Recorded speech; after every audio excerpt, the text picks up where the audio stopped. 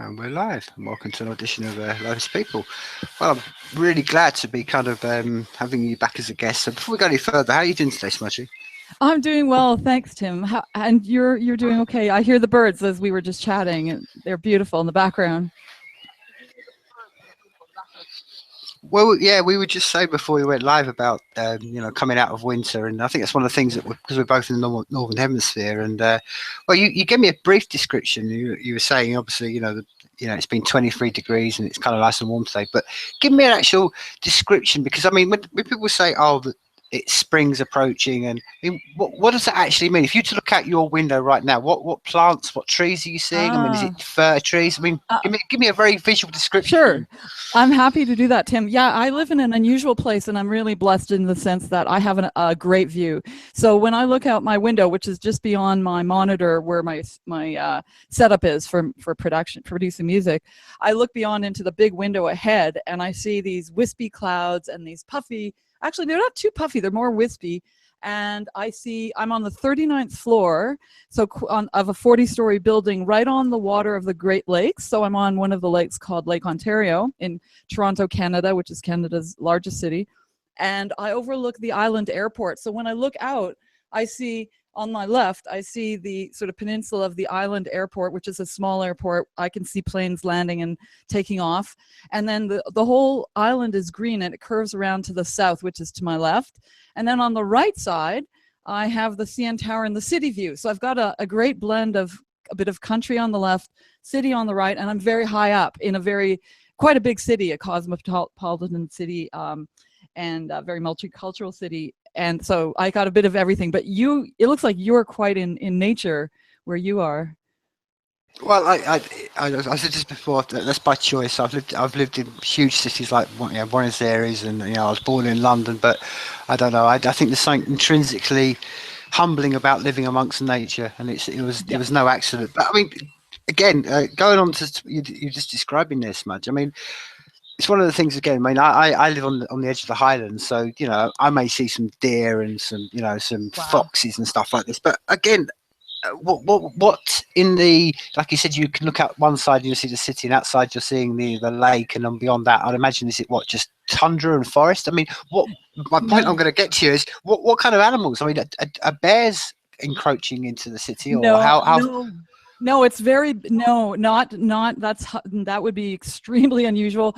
We have things like raccoons, big city animals, but things like animals like bears, etc., are generally much further north, and really it's quite it's not like New York, but if you imagine more of a New York type of thing in your mind, that's closer to Toronto. We may see like robins and things like that, cats and dogs and raccoons, but not any wild animals. They're more a couple of hours north of the city. You start to see more of those, like foxes and things like that. And I miss them. I love nature too. Well, I think this is one of the things that's fascinated me before, because I've been to some, like I said, I've been to some big cities in my life. But I think one of the things about, if humans are going to live in cities, I think somewhere like that you're mentioning, Toronto, is perfect, because I think there's something intrinsic about humans being near water and then being on the edge of something wild. I think if you have those three elements, you've got for a great city. It's one of the problems when you go to cities in the world. They're either by the coast, and then they're just masses of suburbs for miles and miles and miles, and you lose touch. And I think it must be, it's one of those things when people from this side of the lake, and I think a lot of people look over the world at Canada, we always sort of say they're the most polite people in the world and most chill people. And I think it must go to do with that whole, you've almost got a balance of living, because your cities are, as I'm saying, the history of the places in Canada, anyone going up there is having to brave it and be, it's not an, do you know what I mean? It's even the whole setup of where you are is a kind of, you've got to be quite tough and so when summer does come around, it's a bit like in Scotland. We have it so cold for so long that the minute summer comes out, everyone enjoys life, and it seems to, I think that's the same sort of thing in Canada, because you have those really harsh winters. So in the summer, you build cities and you try to think, okay, we might as well enjoy the outside far more than maybe a lot of people over in this side of the world do, because as you know, you've been to London, people just, I know people in London who don't even know what a cow is. I've never seen a cow. That's true. Wow. Yeah, I actually, it's true. We were, one of my really good friends has just came over from France, and we were taking a trip to the island, which is the part of the, where the airport is, which I see part of the island. And it's a little microcosm of, wild nature. It's not very wild, but we do get a little taste of the, of nature there. And I love water. I've always loved water and anything to do with water. So, including canoeing and other things. But you're right. I mean, it's really, it's hard to have a balance as a big city to, to feel all this. But I have to say, from a music standpoint, it's super inspiring. I mean, I'm really lucky. I see a beautiful view. It's $1 million view. And I've had many people come up when we used to do interviews for some of the, like, CNN and other places used to interview us for stuff to do with my past, advocacy stuff. And they used to come and take stock footage from here because it was so amazingly high and it had a great panorama. But anyway, it's been amazing living here. But I do love nature too. I know, but it's inspiring for songwriting. I have to say, it's great. I was just about to say, I think that's one of the key elements of, particularly if you're, in a creative, in a creative sort of sphere, and you try to go down that path or that discipline, for want of a better word. There is nothing, like I say, more inspiring. Just waking up and seeing big skies, or like like you said to me before we went live, hearing birds, and I think the other thing as well, and I think it's really good. I think this is ever duality. When you do, as I said before, when you're in nature, you sometimes it's hard not to be humbled by it, and you think, okay, actually, we're here for a very short period of time. These mountains have been here for a very long time, and I think that is very good for the creative element, because it's like worse when you're creative to think, you sit in a little room and you think you created the best opus ever, and you think, well, actually, that's because I've not been humbled a bit. And I think nature's very good at keeping you humble. I think that's probably why a lot of creative people are drawn to the kind of the rawness of nature, I suppose. Yeah, I totally agree. I get totally really inspired by nature, by the big sky, as you say. We do have big skies here in Canada, and water, and being near water is huge for me. So yeah, it's humbling, and you're right. And when I look at the stars or read about what we're doing on Saturn or whatever it is, it's really humbling. We're such a small dot in an infinite, who knows what's out there. But it's good. It's a good reminder to really treat each day as a precious day. And it's sometimes hard to do in practice, but I'm trying. So yeah. Yeah, exactly. And I mean, look, sort of like take it to another level. And I think this is, again, maybe I speak as a person who's, from my own reflection, but one of the things I find, particularly when I like to go out at night time and just look at the stars and this. And I know this might sound really kind of, esoteric and poetic and stuff, but it's just how I feel. But when I go out there, I look at it, and I'm always drawn to people I've lost, and memories and stuff, because I think that we are, as human beings, everything on this planet is coming from inside this bubble of a marble.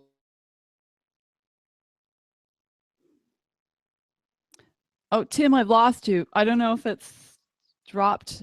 1 second.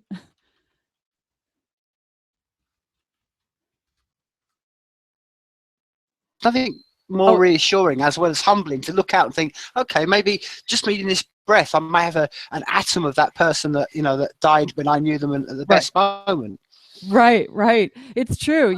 And there's so much we don't know. The older I get, the more I realize there's so much that we really don't know. And I think the best way is, I guess, to live with positivity, and not just positivity, but with concrete plans to try and live the life the best way you can without hurting people, and being constructive. And you're right, Tim. I think we don't know, and I'm sure there's atoms of various people, in the air and floating around, and there's so much we don't know, really.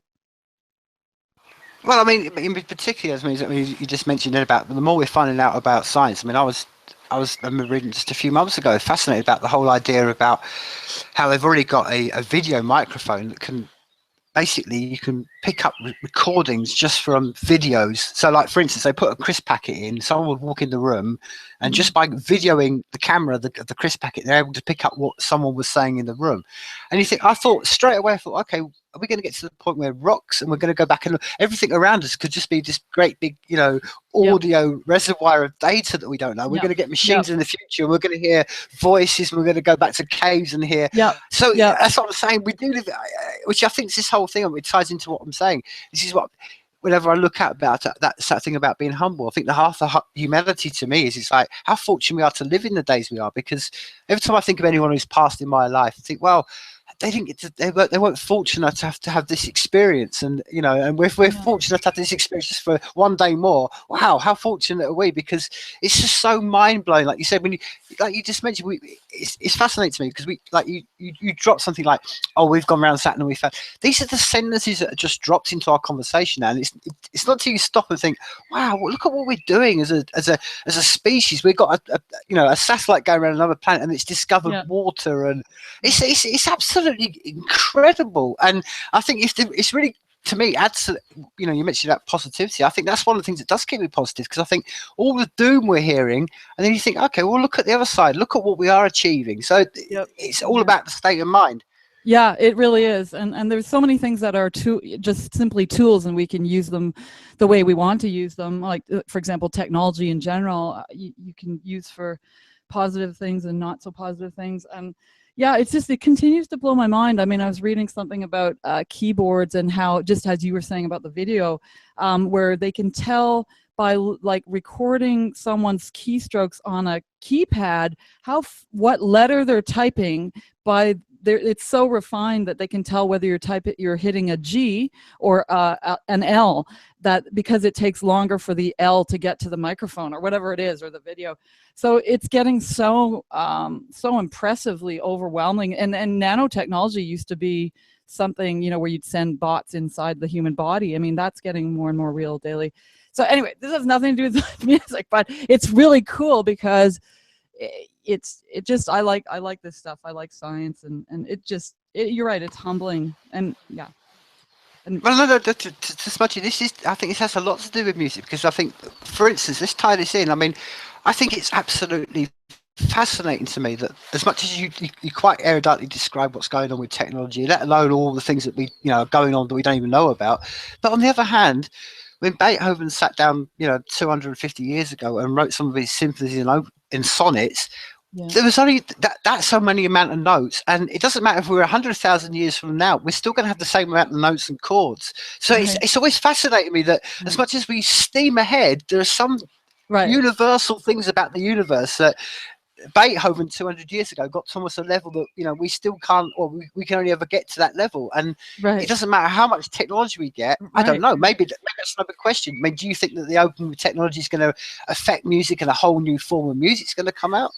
I think on one level I do. And the short answer is most of me does. I would say because, for example, just some of the plugins that we have access to on, sitting on a computer and having, like, my brother is in music as well, and he just gave me some new strings.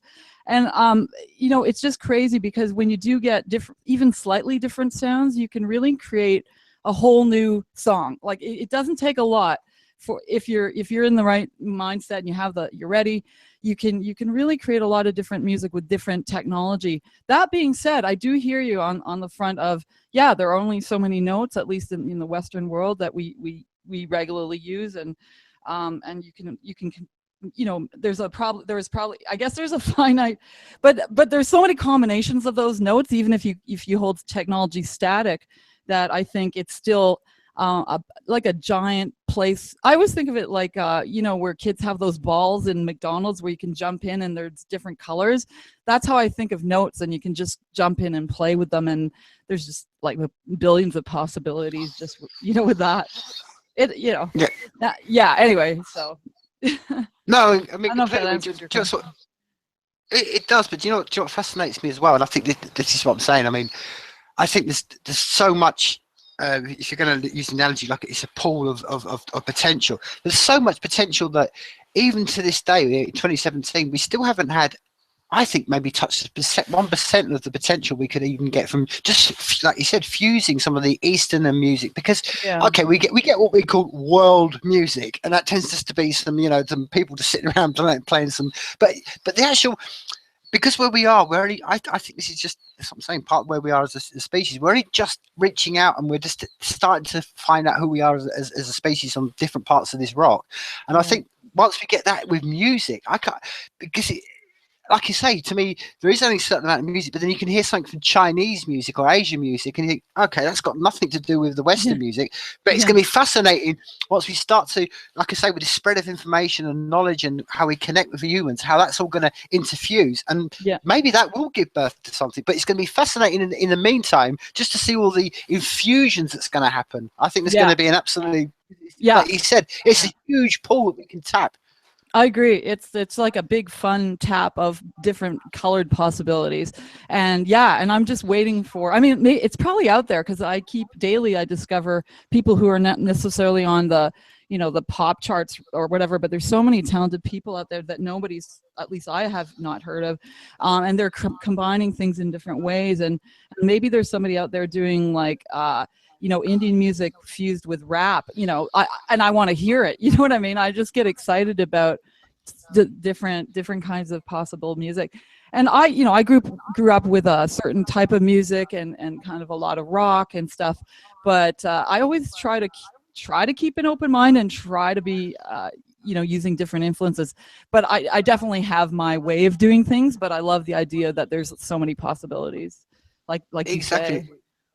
And this is where we get into the form of creativity in the arts and why they're so important, because music along with artwork has the ability to cross boundaries like nothing else on this planet. I mean, that's Yeah. exactly what you said. You can sit down with an Eskimo, if that's, I don't know if that's PC or not, but or you can sit down with some guy in the middle of the jungle in Africa, or you can sit down with some guy in the middle of in the outback in Australia, and you could all just have whatever instruments, and you'll all find a vibe and you'll play with it. And that communication is something that I don't know anything else. I mean, maybe mathematics has got it, and I think artwork's got it, but music's that one that, and that's what I say. That's what I love about human beings, and that's why I'm fascinated to see where we go with this, because at the moment we have these barriers between us because people get into these like echo chambers, like, well, we're into rock or we're into folk or we're into Right. dance, and like you say, people do experiment, but it's more of kind of cross pollination, but that's very hard when Yeah. people just stick in their own little corners and they don't want to mix and match. Right, but I do think it's happening more and more. Like even just if you go to SoundCloud or whatever, there's just so much out there that is available, and so many co-writes and people. Whenever I do a co-write or a collaboration, it's amazing to me how it's different just with two people who have probably fairly similar backgrounds, because I generally collaborate with people who are from the West and all that, so we have kind of a lot in common already. But it's amazing how when you just combine two different minds, and what comes out of that, it's radically different from, and more exciting most of the time for me anyway, than what I can do on my own.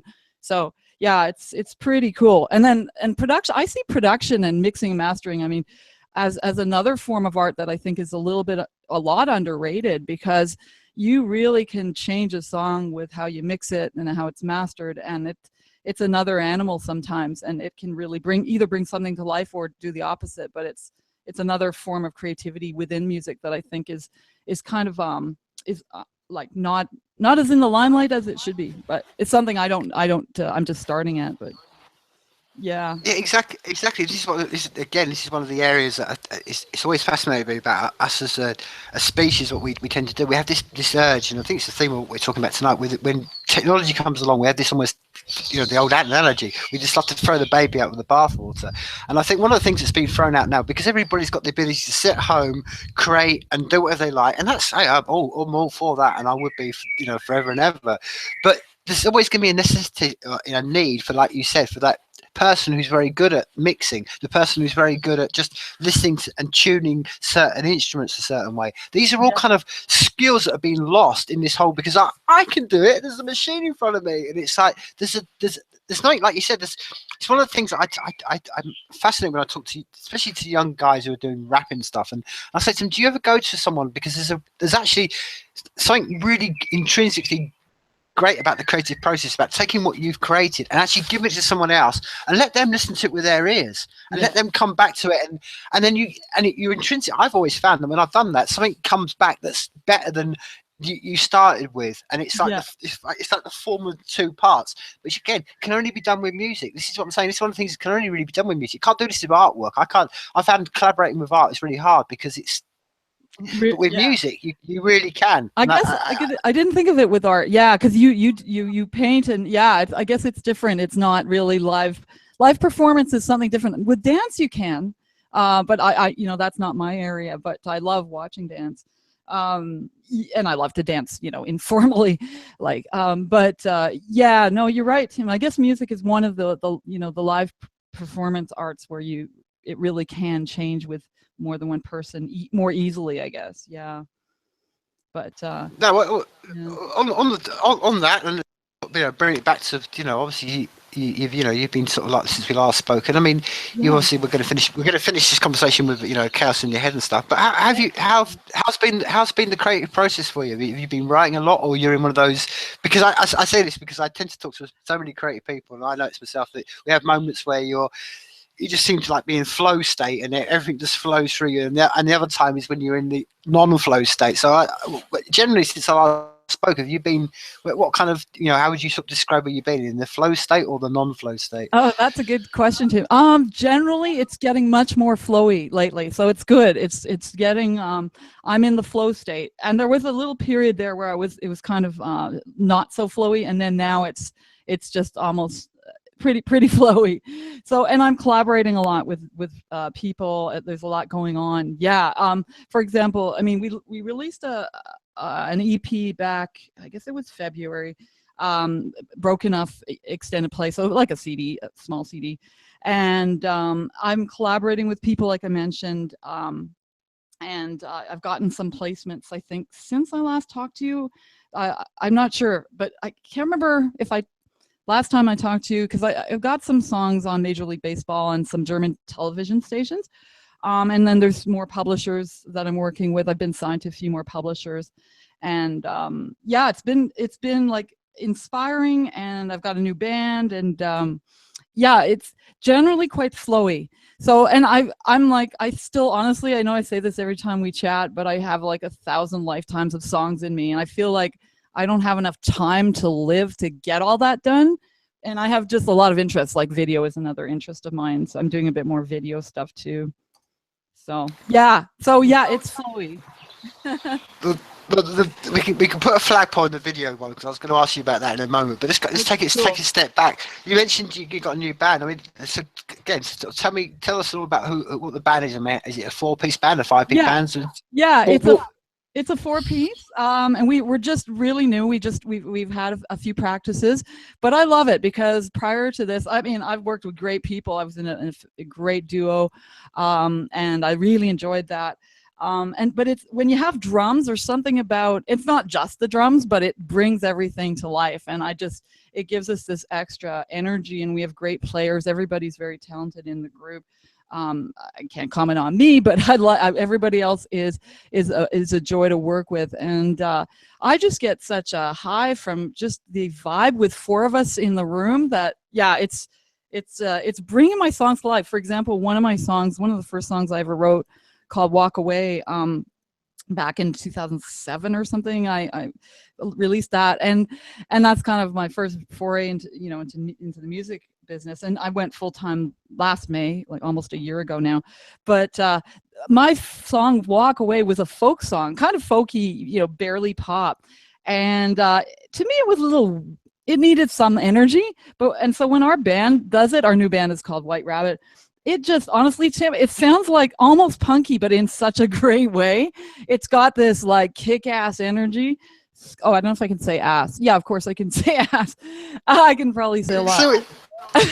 So you're like, but yeah, so I already said it twice. There you go.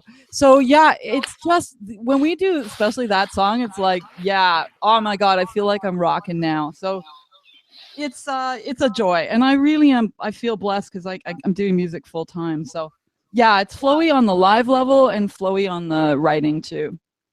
So, yeah. so you mentioned the rest of the band. I mean, what kind of generally history of music are they? What they coming? Are they migrating from what ska bands, pop bands, rock bands? I mean, what kind of? A mixture of bands. So there's a mixture of people, and they've been in they've have like experience with other bands, all of them. So they're, you know, it's not like, and they know their stuff. And what's great about it is I'm always learning. You know, so for example, I got some you know, it's good to hear what can be improved. So for example, I get a little bit of my strumming, like I got some really nice, you know, gently done, just suggestions on how I can learn new techniques and stuff. And I really appreciate that. And I think as a result of just a few practices, I've gotten a little bit better with my right hand, so with guitar, so stuff like that. So they're experienced, great guys. And yeah, I'm having a blast with that. And we have our first show May 6th. It's just like not a show, it's just a set, but we're excited to do that, to get our feet wet. Well, do you know what, Smudgie? I'm really. I think it's probably there's sentence of the whole of this conversation so far. I'm really glad that you picked up on that fact about, you know, there you are, because I know people may listen to this and, you know, they can. You're not exactly novice to this, and it was so refreshing to hear you say, you know, I learned some strumming. It made me better, because this is one of the things that people really need to hear quite loudly and quite clearly, that the process of learning never stops. There's never a point as an artist I ever get to the point. Someone said to me the other day, they said, you know, like, what point do you think, you know, you can judge yourself a good artist? And I said, I'll never be a good artist. And it's like when someone said to me the other day, like, oh, so with musicians and stuff, and I think, well, every musician I've ever met, I always know there's someone who's far into it more than me, a far higher level than me. So there's always that learning process, and it's having the open mind to say, okay, I'm going to be open. Whereas I've been so many times, it's been one of the craziest things about the music industry is you have people walk in and they're like, nope, I know what I'm doing, and they have this closed mindset, and it's kind of like, I know my little licks, I know my riffs, or I know my little drum beats, and I don't want to learn anything else. I'm kind of got my, you know, head down, and I think there's nothing worse than that. So I think it's really refreshing. I'm really glad you said that, because it's the learning process is, to me, is synonymous with the creative process. I agree with you. There's you know, especially as I get older, I realize just not only in music that I really don't know that much, and I have so much to learn, and I love learning. So that's great. And there's so many people who are better, and I look up to them, and I try to improve. And yeah, it's as you say, it's a lifelong process. You're never there, you know. And if you are, then you're probably not striving enough if you feel like too settled. I think, you know, that's my sense of things. And especially now that I'm learning a bit more about video, I like that. That's another source of great pleasure for me too. So, well, that was it's bring it back to me. There I was last night, you know, I was sitting there doing some creative stuff, and up popped this little notification that you put this video up. So again, I'm not going to say anything else. I think people should maybe go away, watch it and stuff, but for people who haven't seen it or anything like that, so just talk me through it. What was the whole process behind that? What was that little video. Oh, thanks for asking, Tim. Well, honestly, it's just your basic bread and butter lyric video. I just thought, my brother does a lot of amazing videos, and I'm always like inspired by, you know, his work and other people's work. And I've been following some people online that are superb filmmakers, and they just go do it, and they learn by doing. And so I just thought, well, there's no excuse. I just got to get a lyric video together. So I got some pointers from my brother, and yeah, it was basically using one of the basic video editing programs out there, Vegas, and it's basically word processing, but for video, where you cut and paste, and that's sort of the bottom line.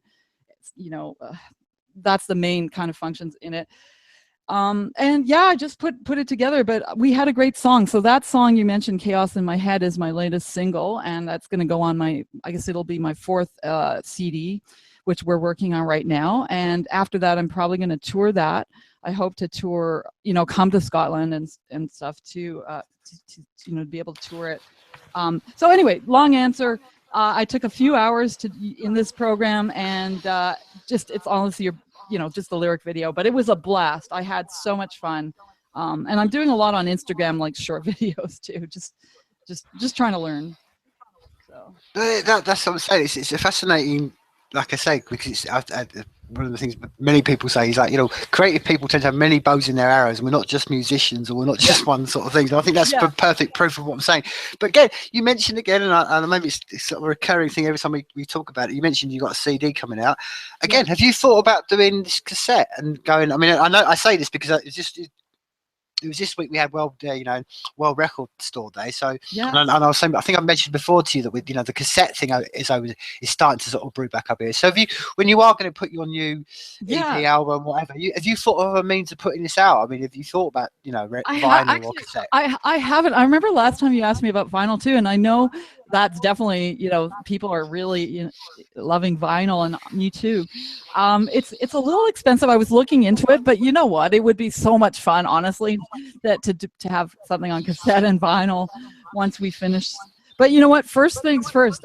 We have more songs to write. But we're getting there. But it's a blast because I'm collaborating with people literally from coast to coast in America, in Canada, and elsewhere. So it's just like and people keep asking me, which is awesome. Like I just keep saying, well, just give me a little bit of time so I can keep going. So no, I mentioned this because I think the sort of the other sort of side to this question about the cassettes stroke vinyl was that the whole idea of the cassette stroke vinyl goes back to when I started music, because it was every band used to construct things for an album. So it was kind of like, it wasn't just there's a single that everybody knows, but you knew the band were writing for this whole arc of a tune of an album, and it was kind of almost an A and a B side. That's why cassettes used to have it, an A side and a B side. Vinyl used to have an A and a B side. So when you're writing for the new albums you're going to do, are you writing actually for an album to be listened to from beginning to end, or are you just thinking, okay, this is the amount of tunes we want to put together, let's put them on a cassette? I mean, how do you actually think about the arc of the whole album to be listened to from beginning to end, or is it just a case of just putting the songs together in a collection and then? Yeah, that's a very good question, Tim. I'm one of these people that's very single oriented, so I tend to write what's in the moment and what's happening around me at the moment, and then I don't have a cohesive kind of theme through more than one song. But I would one day like to do that. But I know other people do write for under one umbrella, a theme of something, and I admire that because they're probably thinking kind of longer, they're planning it out. I tend to just go with more of the immediacy of what's happening with me and or my collaborator, or both of us, or what's needed by the publisher in some cases, right? Because sometimes often you're given a reference song, and then you write to that as a song too. So yeah, I mean, okay, so more even a maybe more esoteric, tangible way. But I mean, okay, so you're not writing. I'm saying not sort of doing a concept album, but will you sort of like if you have 10 tracks on the album, will you actually consciously go, okay, I want this track number 1 and that track number 10? I mean, is that a process you go? Yeah, that's definitely a process. Once we have all the songs together and done and mastered, we go through them and see what order's the best order to put them in. And that's definitely a consideration. And what's kind of interesting is you don't realize as you go through, it's almost as I'm approaching, like I'm starting album number 4 now.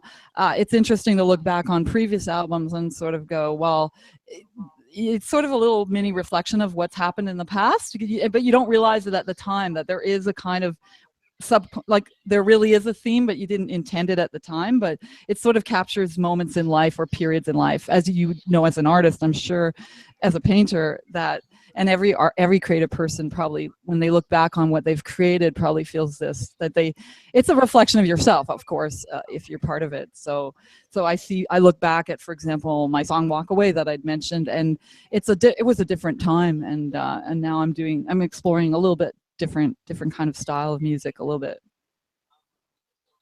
Well, yeah, this is the two where the path of the artist. I've always said this because I've had feet in both worlds. I used to be in a band, and I've kind of followed the art path. So I know both sort of pathways, and where they diverge is it, so for me as an artist, when I've gone down that path, I can do a painting, leave it behind me, and that's gone.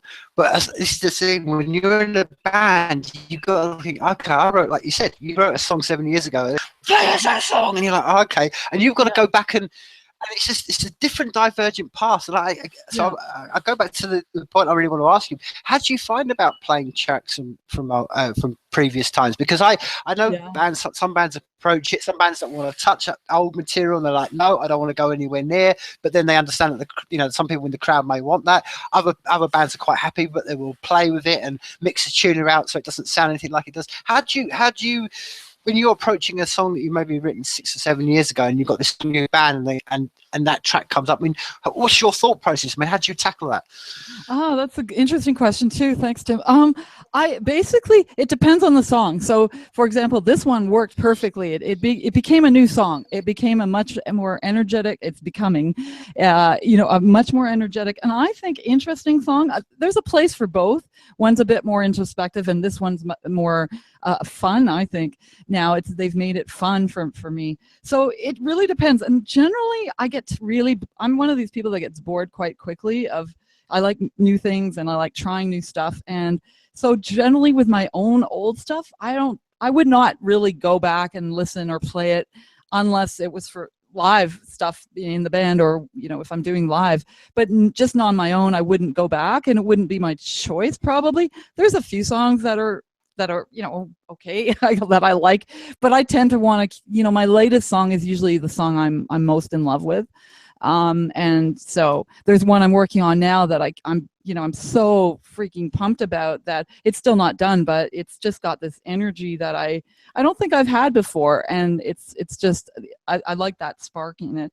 So it's usually the newer stuff that I'm most excited about, but there's already some people, and I'm really grateful for this, that are, because they come to all my shows, or a lot of my shows now, they've learned some of my songs, and so they're waiting for example, Lost My Destination, and that's so great. It's such a nice thing that the people want to hear stuff that I've done, and I'm just honored that they want to do that. So it's awesome, so I will play it. I definitely will. I don't sound like an ingrate or something like that. And again, this is something else that I think maybe comes to place with the theme what we've been talking about all really through this whole conversation. You mentioned then that you this again is a very common one with, as I said before, when I'm in artwork, great, I can leave it, move on. And people always say to me, "Which is your favourite piece of artwork?" The last piece I did. That's to me is the best one. Yeah, it's funny, yeah. But you mentioned everything. I'm fascinated because you said briefly in passing, you said, you're really, this latest track you got, you're really pumped by it. You think it's some of the, but how do you judge that? Because obviously you're going to be putting tracks out, and I know it's like that. What's your own internal, benchmark where you're looking at, and you just said to me quite openly in public, I'm really excited by that. What makes you, what is it, what are your benchmarks you have to make you think, this is a good track that I'm really excited about? Yeah, thanks. Yeah, that's also a great question. Well, first of all, after I create it, so I created it pretty, like the basic structure of it really quickly, put it in my DAW, my digital audio workstation, which I use Nuendo. Anyway, it doesn't matter what I use. I put something down, I recorded it, and I really liked it right away, but the real test isn't that. Like, I just have to have, like I think most people I work with, you have to go away and have fresh ears, either a day later or a week later, and come back after not, there's got to be a break between when you've created the basic structure and when you go back and listen. And what I find is I can't trust myself upon creation. So I often like things that I create, and then the next day it's like, oh, what was I thinking? And sometimes it's like, oh yeah, I still like it. And this was one of the cases where I waited, actually, because I liked it so much, I deliberately waited a couple of days and went back with really fresh ears, and I was still loving it. So that's really, it's not very scientific, but it's moving me, and it's making me want to get up and dance. So whenever and that's not often for me, I tend to write, kind of introspective songs, and this one is really just fun, and it's making me want to get up and just add to it. So I hope it turns out, well. I'm trying, and I'm just really excited about it, though. So was this particular track, was it born from a piece of, melody, or was it born from a lyric, Yeah. or Yeah, melody. I'm 99% I start with the music. I wish I try to do the other way sometimes, but I'm generally this first a melody writer. And what I tried to do was actually, now that I think about it, I first actually put on my not intellectual hat, but the sort of left brain hat.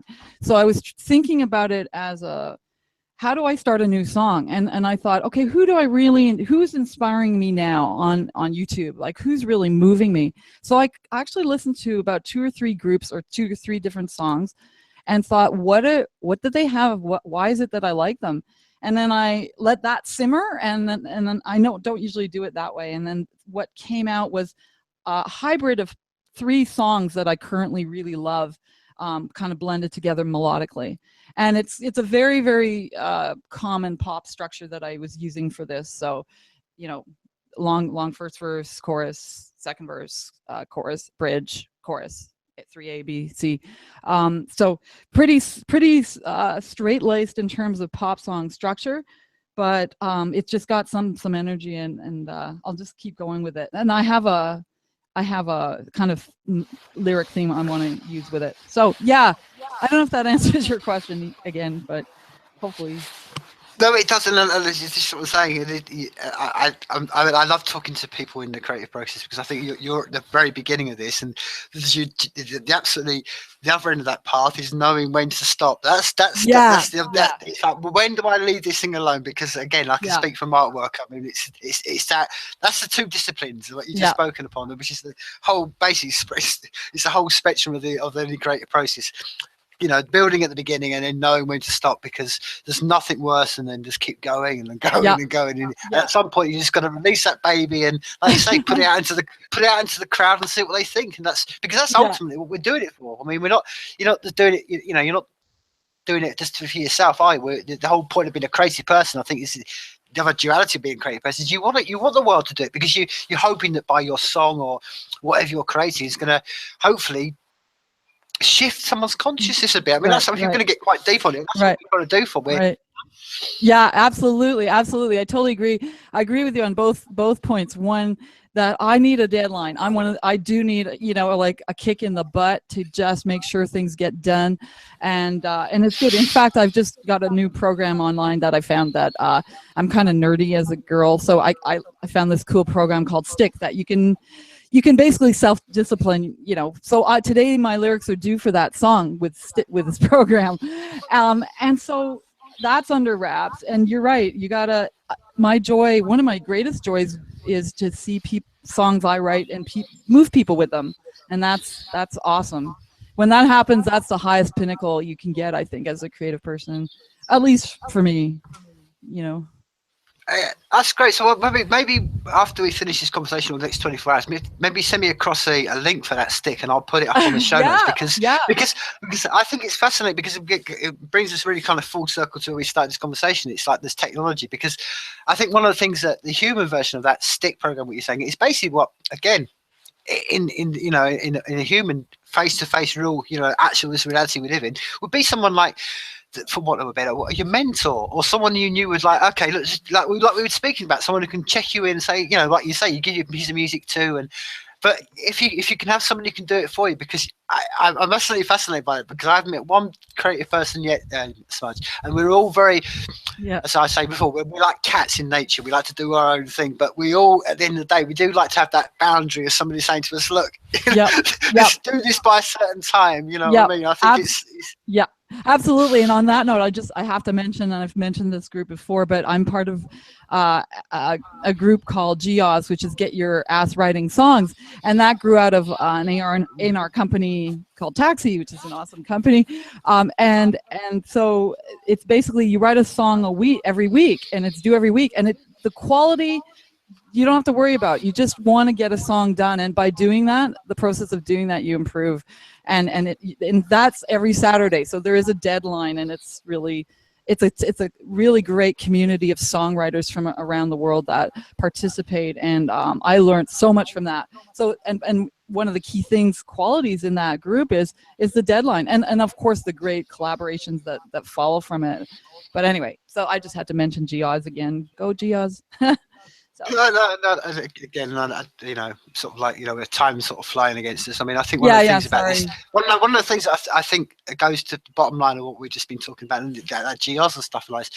I say this, I think it's always worth remembering that all the time that, you know, we're doing this is, you know, like you say, creating songs, creating artwork, even sitting around, it's all a win. And I think it's really relevant in the days we live in, that we're surrounded by so much doomtastic news about human beings slaughtering other human beings, that below all that fear resonance, there's a lot going on. So much, as you said, all these quiet meetings of people just sitting around writing songs and inspiring each other that never gets spoken about. And that's why I always think it's important to highlight these things, because these are the wins. That's the point. The real reason of life is none of us want to push the paradigm to when we're not killing human beings. And I think these are why that's the reason what drives this, you know, I think it's maybe the whole theme of this conversation, that what drives us as creative people, that passion inside us, is like, we don't want to see a world where human beings are doing this, and that if we know that if we can just spread this that human light amongst people, then we can maybe push the world in a better place. And it's quite real and quite deep, but I think it's you know, I'm happy to speak about it, because I think as you said before, these are the real reasons why we do it, and they are the real wins that don't get spoken about in this world where it's all about fear and negativity. And I think it's at times when the world needs to hear these things, because as I said before, you're inspiring people that you're never going to meet, and that's the whole point of what we do it for. We do it all. We all do it for just to push us in the right directions. Look, as I said before, time's rushing against us. I know you're a busy woman tonight, so I really want to thank you. Now, before we do this, I'm going to wrap up with Chaos in Your Head. So while I'm queuing that up, a couple of things. Maybe while I'm queuing up, give people where they can reach out, where they can find you. Sure. And maybe sort of tell people what your plans for the next sort of few months are, and if they want to get involved, how they can get involved or support you. Sure. Okay. Thanks a lot. And equally, could you maybe just tell us a little bit about, you know, Chaos in Your Head, about how that came about and what it sort of means to you, that track? Sure. Okay, that's a short answer. Okay, I'll answer the last one first. Chaos in My Head came because of Geoz. So it was that weekly writing group that, because I was, you know, quote, disciplined in a very positive way, that it came out. So thanks again to Geoz. Where they can find me is smudgiemusic.com. So it's S for sugar, M for Mary, U, D as in dog, G as in George, I-E, music.com, and everything's on that website. My SoundCloud spins off from that. I got a live Twitter feed off that. I'm big on Instagram lately. So come and catch me on smudgiemusic.com. And over the next few months, I'm going to be sticking around Toronto. And I've got a kind of secret project I'm working on that's not to do with music. It's under wraps right now, but I'm going to be around town for the most part. And if they want to collaborate or work with me or ask me anything, smudgiemusic.com. My email address is off that, but it's also smudgie@live.com. Smudgie@live.ca if they want to email me. But smudgiemusic.com is the best way. And thanks a lot, Tim, for your support. I'm just honored to chat with you and be part of this. So. Well, perfect. Well, thank you very much for your time. And I'll say, from all over here in Scotland to wherever in Canada, life is people, and this is Chaos in My Head.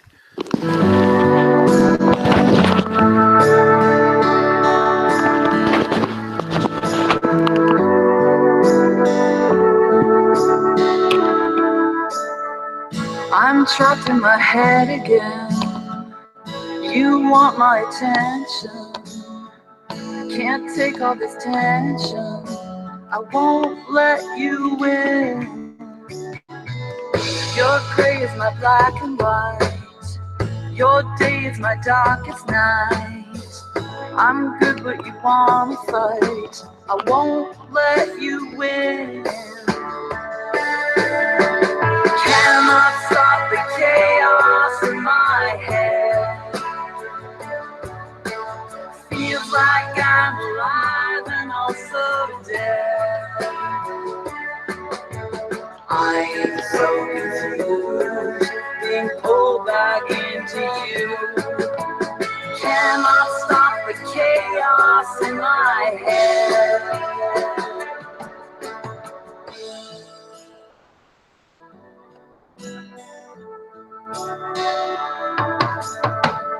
I'm caught in your hurricane. You're living inside my brain, and now we are both insane. I won't let you win. Cannot stop the chaos in my head. Feels like I'm alive and also dead. I'm so confused, being pulled back into you. Cannot stop the chaos in my head. You got me roped onto the craziest ride. What started off as Snow White's now your Frankenstein bride. Convoluted thoughts ensue whenever I am close to you. Ooh, ooh, ooh,